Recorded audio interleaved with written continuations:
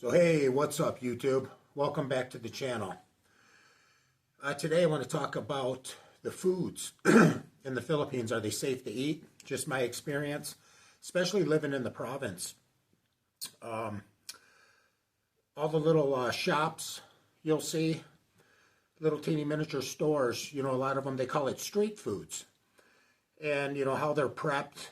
A little quick story here. My wife, before she had met me, she had tried that business. And the biggest thing over there, you got to remember in the province is a lot of the people don't have refrigerators. So a lot of times when they go and they buy the chicken or the chicken intestine, pig's feet, whatever they might be barbecuing on a stick, if it doesn't sell, a lot of times, if they're lucky, they might have a relative that has a freezer and they can stick it in the freezer. If not, a lot of times they would have to buy little cubes of ice, and basically they would put it in a chiller. But you're talking, it doesn't stay very cold. One thing you got to remember is the bacteria can form within 1 hour. 1 to 2 hours. A lot of stuff's got to be 40 Fahrenheit. So you're talking that's just basically about 8 degrees above freezing. A lot of electricity's high down there. Like I said, a lot of people don't have the refrigerators or freezers. And I'm not laughing. This is just something that, I'm married to a Filipina. I know. So, a lot of cases, there's times where my wife, a lot of times when you start a new little business down there and you're cooking, maybe you're doing, I call it the little shish kebabs. But, you got little pieces of chicken or pork on that stick and they're grilling it. A lot of it can sell out the first couple times, maybe the first week. And then what happens is they'll buy the same amount of product. It doesn't sell.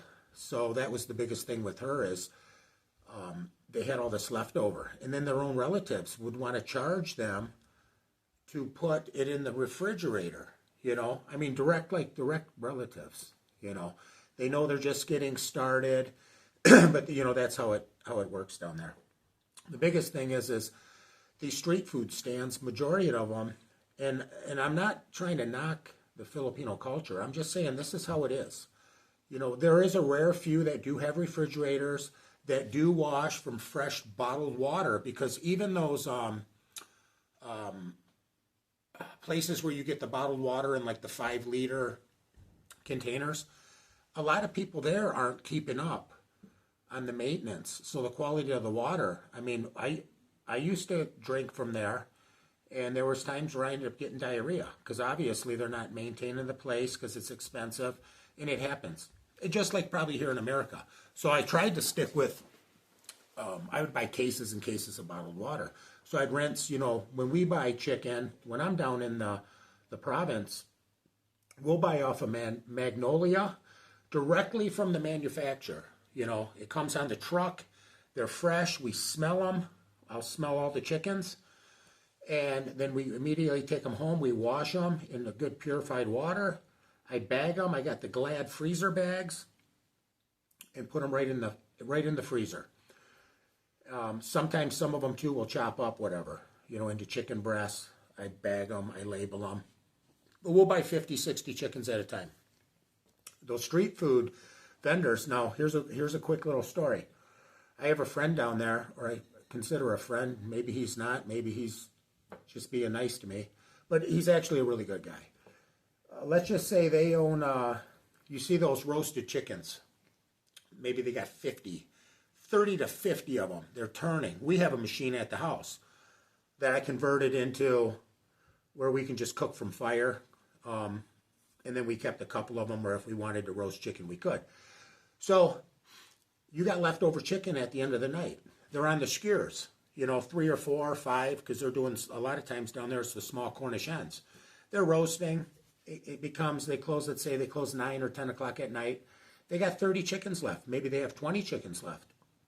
I literally watch them just take them off the skewer, and the freezer that's like we got at the house, where the lid opens up, and in there they have a lot of stuff for sale. Like maybe they got some bacon, a lot of processed stuff, little miniature sausages, that people have been manhandling all day long, and they just set them right on top, close the freezer door, board the business up, and they head home.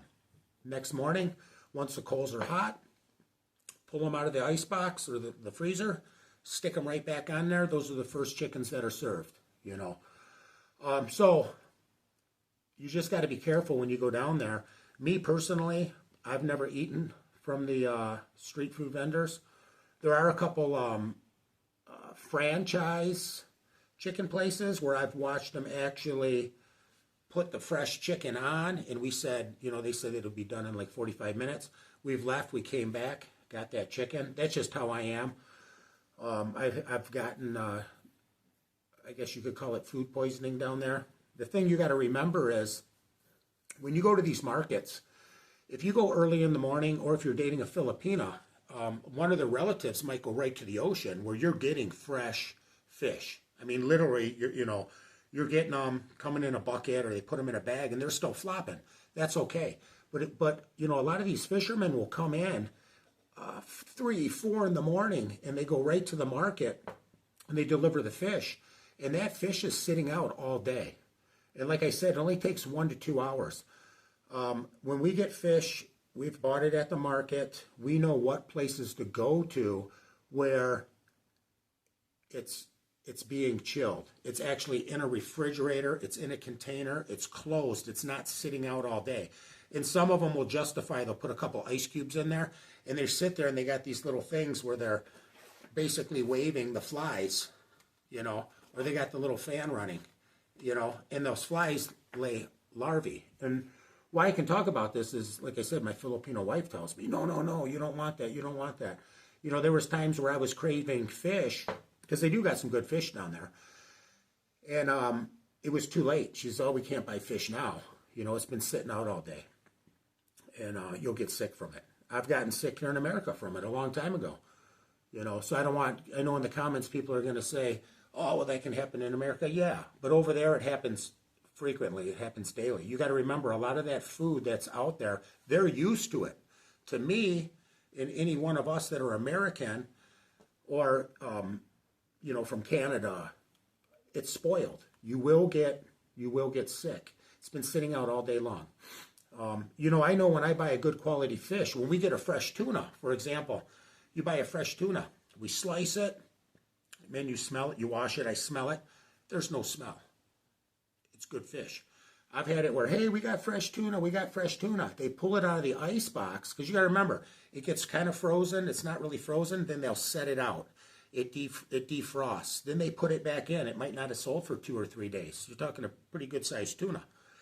And immediately I can smell it. And I'm like, this ain't fresh. And then we usually walk away. But you got to be careful with, and it's just like here. That's why I don't go out to eat here in America. I never did. Have I? Yeah. Yes. Back in the day. But if I want a good steak, I'm going to buy me a steak and I'm going to cook it because I know how I want it. A lot of stuff's overpriced. Convenience. I really don't want to have to go drive to a place, wait for my food. I work. I'm pretty busy. That's just how I've been. I don't trust other people making my food. Another little thing too was, imagine this. You're living in the province. You're in the province. You've been eating, I call it like, I don't want to say like bodybuilding diet or like, just say an athlete's diet. You're eating a lot of chicken, fish, eggs, and rice because they rice with every meal. Rice digests great. I love rice. Have no problem with rice. But after a while, you want something different. The bread down there is a sweet bread. You're craving cheese.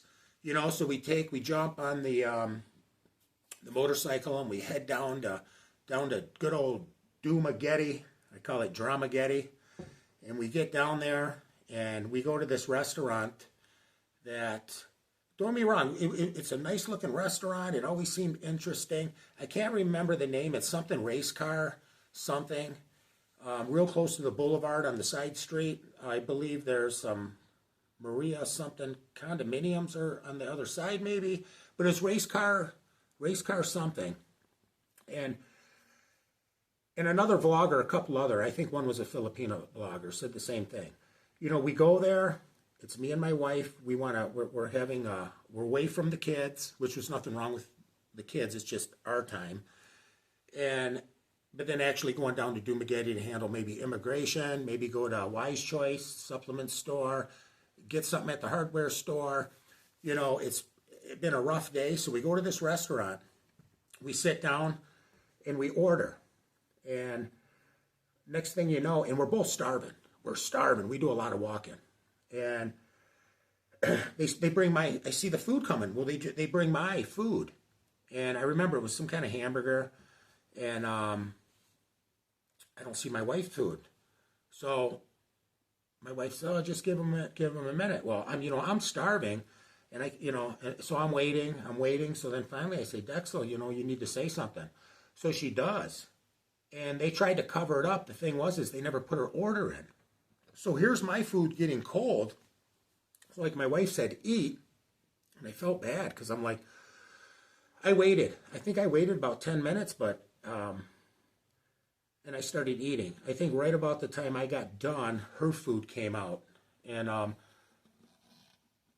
that's kind of how it is down there, It's a different life. It's a different life, So have we had good experiences? Yes. There's a couple restaurants right on the boulevard. And like I said, I got that CRS, can't remember shit. It's one of the nice ones. They got outdoor seating, very woodwork on the inside, very nice, clean, good bathrooms, and good food. They actually had really good service there. So, like I said, does it happen all the time? No, but it does happen quite often.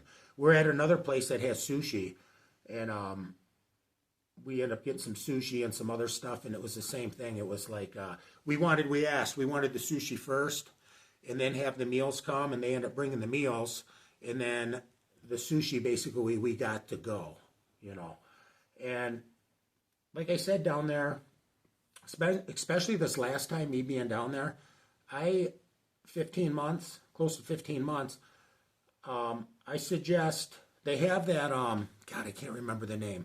Remember, antibiotics and that stuff you need for the diarrhea and any kind of food poisoning you can get at any pharmacy without a prescription. I just recommend go down there. If you're dating a Filipina, they'll know what you need. Just keep it on hand because it will happen. It's going to happen. I mean, do I get food poisoning over here? No. I mean, have I? A long time ago? Yeah, when I left some fish out. Too long, but not like down there. So just be safe when you're buying from the street food stands because, like I said, a lot of it's been partially frozen and then re-thawed out. It's sitting all day. It's recooked, or I should say re-warmed. And for a lot of you, some of you got better immune systems, so you might be all right. I got a pretty strong gut, but when I get food poisoning, I get food poisoning. I'm a avid chewer. I chew tobacco, and I don't know. I think maybe something to do with the chewing. I got a pretty strong stomach. I can stomach a lot. But I know if I get some bad fish or the bad chicken, it kind of makes me sick. You got to watch at some of the grocery stores too. Like I said, 38 degrees, 40 degrees is what it should be stored at. Electricity is very expensive down there, even at a lot of the grocery stores. I was watching there in Macton, Newton. Beautiful grocery store. It so happened that morning, right when they opened up, we seen fresh. I could tell. I know what fresh beef looks like. It's fresh. So we bought quite a bit of it. We brought it back, bagged it, put it in the freezer because we stayed, 11 or 12 days there. By the next day, I could see that same meat. And it's a chiller, but it's not covered. And they got flies in there. I could see a few. And by the next day, you could see that it started browning. Or I don't want to say that it's caramelizing, but I could tell. And then I asked the guy, hey, and I went up there close to kind of look at it, and I took a smell, and you can smell it, and you're kind of like, no. But just be careful, I'm not trying to talk bad. I wouldn't recommend. I mean, that's up to you. Like I said, the street food, nothing's worse, I'm telling you, especially if you're only going to go down there for a week, or maybe you only got 2 weeks. you don't want to spend 3-4 days sick, you know, sick and wiping your ass with baby wipes all day long or puking, because I've seen it happen. A lot of people, I would just stick with bottled water. Stick with the bottled water. I've had it personally happen, like I said, at those water treatment places where you buy your Filipino's going to bring these big 5-liter containers, you know, and you might get 5, 6, 7 of them. There's a time we used to get 5, 6 of them every 3 days. I like to stock up on water because of the brownouts, and I started drinking it, and you know, a lot of times I was not 100% diarrhea, but I was almost there, and it seemed like when I switched to the bottled water, I didn't have a problem. When I switched back to that, there was like kind of a happy medium, so maybe there was some bacteria in there. So my suggestion is just stick the bottled water. Watch the street foods. Like I said, a lot of it, it's just how it is down there. They have a different immune system. They're used to it. And I'm not knocking them. I'm just saying, you know, I've had food poisoning down there when I first got there. But I got through it. I got through it in a few days. I had to, I went to option, I call it option A, and it was drinking a lot of San Miguel to get through those days. But anyways, I'm counting down the days until I can get back over there here sometime here in the end of May. Just been trying to stay in shape. That vlogging over there kind of takes a toll on you. You know, I want to go up in the mountains. It's a lot of walking, the heat, packing from one place to the next, getting to point A to point B. It kind of takes a toll on you. So anyways, you guys, stay healthy and stay tuned to the next video. Bye-bye. See you soon.